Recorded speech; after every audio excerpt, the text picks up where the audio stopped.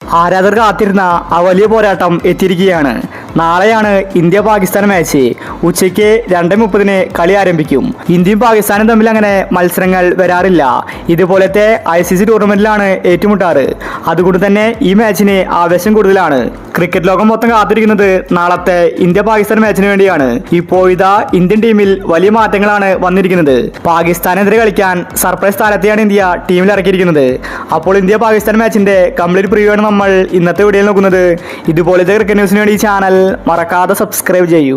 India ആദ്യ കളി ബംഗ്ലാദേശിനോട് ജയിച്ചിട്ടാണ് നാളെ കളിക്കാൻ ഇറങ്ങുന്നത്. ഇതേ സമയം പാകിസ്ഥാനാകട്ടെ ആദ്യ മാച്ച് തോറ്റിട്ടുണ്ട്, അതും ന്യൂസിലൻഡുമായിട്ട്. അതുകൊണ്ട് വിജയ സാധ്യത കൂടുതൽ ഇന്ത്യക്ക് തന്നെയാണ്. പക്ഷേ ഇന്ത്യയുടെ കഴിഞ്ഞ മത്സരം വിലയിരുത്തിയാൽ ഇന്ത്യ മികച്ച രീതിയിലല്ല കളി ജയിച്ചത്. 46ാമത്തെ ഓവറിലാണ് കളി ജയിച്ചത്, അതും ബംഗ്ലാദേശിനെ പോലെ ഒരു ടീമിനെതിരെ.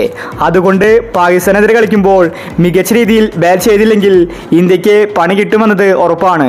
ഇപ്പോഴത്തെ ഇന്ത്യ ബാറ്റിങ്ങിലും ബൗളിങ്ങിലും മാറ്റങ്ങൾ കൊണ്ടുവന്നിരിക്കുകയാണ്. ബൗളിങ്ങിൽ സൂപ്പർ താരമായ വരുൺ ചക്രവർത്തിയാണ് എടുത്തിരിക്കുന്നത്. നാളത്തെ മത്സരത്തിൽ കുൽദീപ് യാദവ് ഉണ്ടായിരിക്കില്ല. അതുപോലെ ബാറ്റിങ്ങിൽ മാറ്റം വരുമെന്ന റിപ്പോർട്ടാണ് കാണാനുള്ളത്. പാകിസ്ഥാനെതിരെ കളിക്കുമ്പോൾ ഇന്ത്യക്ക് പ്രത്യേക ഊർജ്ജമാണ്. ഇന്ത്യക്ക് എന്ത് വില കൊടുത്തും ജയിക്കേണ്ടതുണ്ട്, ഇല്ലെങ്കിൽ അത് ഇന്ത്യക്ക് നാണക്കേടാണ്.